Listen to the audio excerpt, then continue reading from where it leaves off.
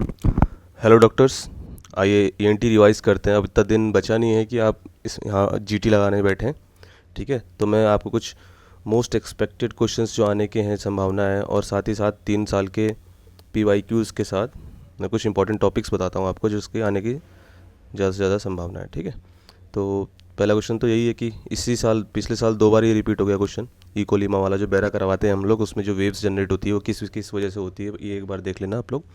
Eight nerve हो गया, cochlear nerve हो गई, फिर ओलिवुलर कॉम्प्लेक्स हो गया, ठीक है, फिर लेटरल लेमिनिस्कस, उसके बाद फिर इंफीरियर कॉलिकुलस, फिर मिडिल जेनिकुलेट बॉडी, फिर ऑडिटरी कॉर्टेक्स। ठीक है, इस तरह से ग्राफ बनेगा। फिर पिछले साल के क्वेश्चंस देखें तो पहले एक इमेज बेस्ड क्वेश्चन आया था फोसा ऑफ रोजनबुलर पे। ठीक, फिर दूसरा क्वेश्चन था एक्यूट टॉन्सिलाइटिस हो रहा है उसको, तो रेफर पेंट कहाँ पे होगा, कौन सी नर्व की ब्रांच से होगा, तो ग्लोसोफेरेंजियल नर्व की ब्रांच से होगा। ठीक है, फिर एक उस पर रीनी टेस्ट पे आया था कि 256 और 512 हर्ज पे नेगेटिव आ रहा है और पॉजिटिव आ रहा है 1024 हर्ज पे, तो बोन गैप कितना होगा। ठीक है, एक क्वेश्चन इस पे आया था, आंसर ये है इसका। और एक क्वेश्चन था क्लिनिकल फीचर पे कि बाई फेजिक स्ट्राइडर हो रहा है उसको इंस्पायरेटरी और एक्सपायरेटरी में भी। ठीक है, और एक्सरे इमेज में साफ साफ दिख रहा था पेंसिल टिप जो आता है स्टीपल साइन, तो क्या होगा, क्रूप होगा। ठीक है, लेरिंगो ट्रेकियो ब्रोंकाइटिस।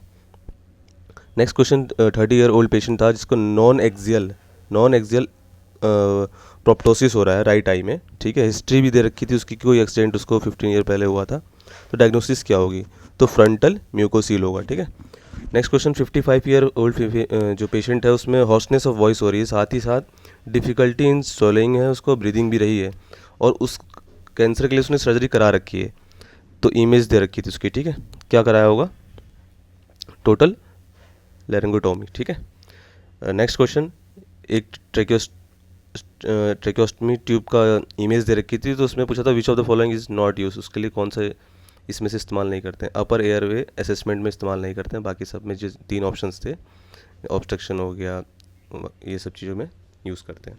ठीक, 2022 में क्वेश्चन भी ऐसे ही 9 क्वेश्चन आए थे।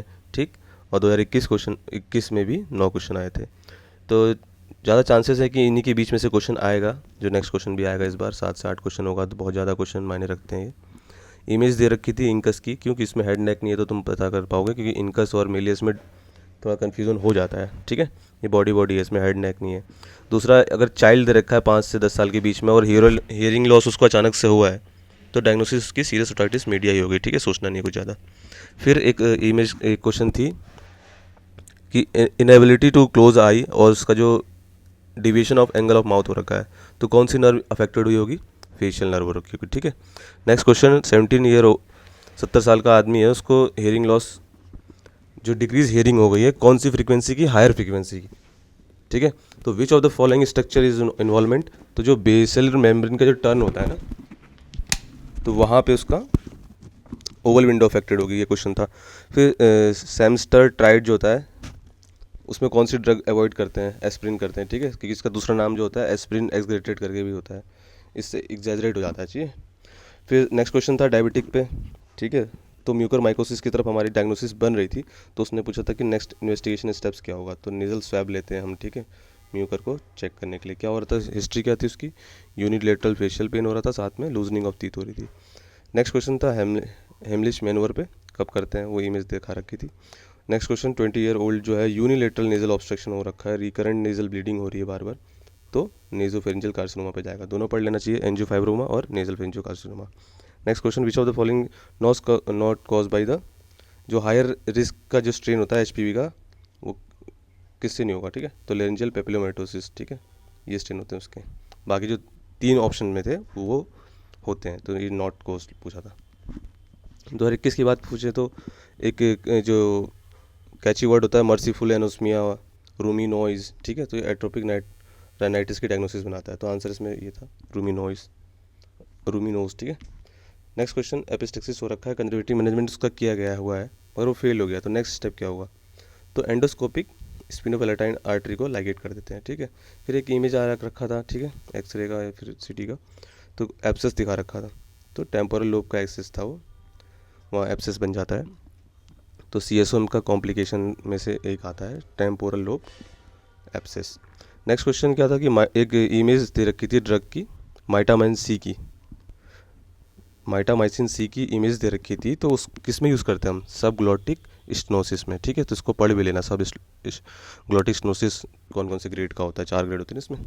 फिर नेक्स्ट था थायरोइडेक्टोमी कर रखी है, उसको एक्सट्यूबेट किया, तो बार बार साइनोटिक स्पेल में चले जा रहा है, तो ये डायग्नोसिस क्या बन रही है, किसकी तरफ क्यों हो रहा है ऐसा, तो बायलेटरल रिकरेंट लेरिंजियल पैल्सी की वजह से, ठीक है। नेक्स्ट क्वेश्चन, टॉन्सिलेक्टोमी कर रखी है किसी की, पोस्ट उसमें ब्लीडिंग हो गया उसको, तो फिर क्या स्टेप्स कवर करेंगे हम, तो उसको दोबारा ओटी में ले जाके क्लॉट को रिमूवल करेंगे, फिर रीलाइगेट करेंगे, ठीक है। नेक्स्ट क्वेश्चन, वार्टस्टन डक्ट गलती से लाइगेट हो गई है, तो उस समय मोस्ट लाइकली जो है उसको इस दौरान, इसको लाइगेट करने के दौरान पे सबसे ज़्यादा कौन सी नर्व डैमेज होती है, तो लिंगुअल नर्व, ठीक है। नेक्स्ट क्वेश्चन था फॉरेन बॉडी पे, हर बार आता है फॉरेन बॉडी पे भी क्वेश्चन, एक बार इसोफेगस में है कि ट्रैकिया में पता करना होता है। हिस्ट्री दे रखी है, क्लिनिकल फीचर क्या, डिस्फेजिया में, ठीक है, तो इसोफेगस होगा। फिर एक पैपिला का डायग्राम दे दिया था, तो सर्कमवैलेंट पैपिला था, ठीक है। ईएनटी को तुम रिवाइज कर सकते हो 2 घंटे में। सबसे पहले स्टार्टिंग करें तो इन्फेक्शन से पढ़ लेना विद साइन, ठीक है, जैसे पेंसिल टिप हो गया, स्टिपल साइन हो गया, ठीक है। तो एपिग्लोटाइटिस पढ़ लेना, क्रूप पढ़ लेना, ठीक। फिर लेरेंजो मलेशिया वो पढ़ लेना, ओमेगा से बन जाता है इसमें। फिर जो मैंने बता रहा था ना, अभी इस क्वेश्चन आया था, सब ग्लॉटिक स्टेनोसिस पे 4 ग्रेड होती हैं, ये भी पढ़ लेना इसका ट्रीटमेंट के साथ, क्लासिफिकेशन का नाम भी पढ़ लेना। फिर वोकल कॉर्ड में देख लेना कि पॉलीपेगी नोड्यूल है, किस में ज़्यादा होता है, इसका ट्रीटमेंट क्या होता है, ठीक है। फिर ऐसे ही लेरेंस का टीबी पढ़ लेना, इसके साइन सिम्टम्स, ठीक है। एक माउस ब्रिटन करके ऐसे साइन भी होता है, याद नहीं आ रहा अभी, देख लेना, अब रिवाइज करने का तरीका बता रहा हूँ मैं। फिर रिकरेंट लेरिंजियल नर्व पे बार बार पूछा जाएगा, यूनिलेटरल के साथ क्या सिम्टम्स आते हैं, बायलेटरल पे क्या आते हैं, ठीक है। साइन सिम्टम्स देख लेना, मैनेजमेंट देख लेना उसका, ऊपर भी क्वेश्चन बताया था 2021 में आ रखा है। फिर ऐसे ही कार्सिनोमा पढ़ लेना लेरेंस का, ठीक है। 3 क्लास ही होते हैं ना, ग्लोटिस है कि सुप्राग्लोटिस है कि सब ग्लोटिस है, इस करके डिवाइड कर लिया, उसका मैनेजमेंट देख लिया, क्लिनिकल फीचर क्या है। फिर एंडोट्रेकियल ट्यूब भी पढ़ लेना अच्छे से, इस बार भी आया था 2023 में, तो 24 में आना ज़रूरी है, ठीक है, आएगा ही आएगा। डिवाइसेस पढ़ लेना, लेरेंजेटोमी में जितनी भी रिहैब के लिए एक पेंज वॉइस बटन करके होता है, एक इलेक्ट्रिकल सर्जरी वो भी होता है, इलेक्ट्रिकल इंस्ट्रूमेंट। फिर टॉन्सिलेक्टोमी पढ़ लेना, उसके क्या क्या कॉम्प्लिकेशंस होते हैं, ठीक है, और कौन सी पोजीशन में करते हैं, तो रोज़ पोजीशन में करते हैं, मैंने एक नेक्स्ट वीडियो में बताया भी है। फिर कार्सिनोमा इसके पढ़ लेना, रिलेटेड जो है एंजियोफाइब्रोमा और नेजल फेरेंजियल एंजियोफाइब्रोमा जो था, और एनपीसी था, ठीक है। फिर एपिस्टेक्सिस पढ़ लेना, टाइप कौन कौन सी होती है, एंटीरियर वाली, पोस्टीरियर वाली, मोस्ट कॉमन कौन सी होती है, मैनेजमेंट कैसे करते हैं, क्या कॉम्प्लिकेशन आ जाते हैं, कौन सी आर्टरी को करते हैं, नेक्स्ट स्टेप क्या होगा, उसका नेक्स्ट स्टेप क्या होगा, ठीक है। इस पे क्वेश्चन आने के चांसेस ज़्यादा हैं। फिर साइनोसाइटिस पढ़ लेना, एलर्जिक वाली, फंगल वाली, म्यूकर माइकोसिस तो बहुत ही इंपॉर्टेंट है, ठीक है, क्योंकि कोविड के बाद सबसे ज़्यादा ये देखने को मिला था, तो इस बार भी क्वेश्चन आएगा ये। फिर पॉलिप पढ़ लेना, एंट्रोकोनल पॉलिप और एथेमोइडल पॉलिप में क्या डिफरेंस होता है, डायग्नोसिस कैसे बनाओगे, क्लिनिकल फीचर क्या है इसका। फिर फॉरेन बॉडी का एक एक्सरे जरूर आएगा, इसोफेगस में है कि ट्रैकिया में, हर साल रिपीट होता रहता है, ठीक है। इसोफेगस पे आ गया तो मोस्ट प्रोबेबली अब ट्रैकिया पे आएगा। फिर वो इकोलीमा वाला जो बताया मैंने सबसे ज़्यादा, जिस बार क्वेश्चन आने का श्योरिटी है, इसके ग्राफ्स पढ़ लेना, ठीक है। फिर कारहार्ट नॉच कितने फ्रीक्वेंसी मिलता है ये देख लेना, एक और फ्रीक्वेंसी होती है वो भी देख लेना। फिर सीरियस ओटाइटिस मीडिया देख लेना, उससे रिलेटेड डिवाइसेस देख लेना, ग्रोमेट इंसर्शन वगैरह जो डिवाइस होती है।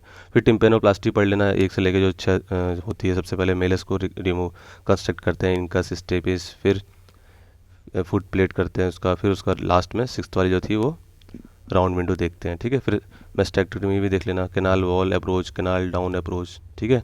मॉडिफाइड रेडिकल मेस्टेक्टमी और रेडिकल वाली देख लेना। फिर ये भी बहुत इंपॉर्टेंट है, जो बिनाइन प्रोक्सिमल वर्टाइगो जो होता है, ओटोलिथ आ जाता है, फिर कौन से मैनुअर से डायग्नोसिस करते हैं, कौन सा ट्रीटमेंट होता है, ठीक है। एप्ले होता है, एक एप्ले मैनुअर, ठीक है, फिर एक से ठीक भी करते हैं। तो इसको आपने रिवाइज कर लिया पूरी ईएनटी को 2 घंटे में, आराम से 1 घंटे में कर सकते हैं, जिसने पहले कर रखा है वो तो आधे घंटे में भी रिवाइज कर लेगा। Stay tune.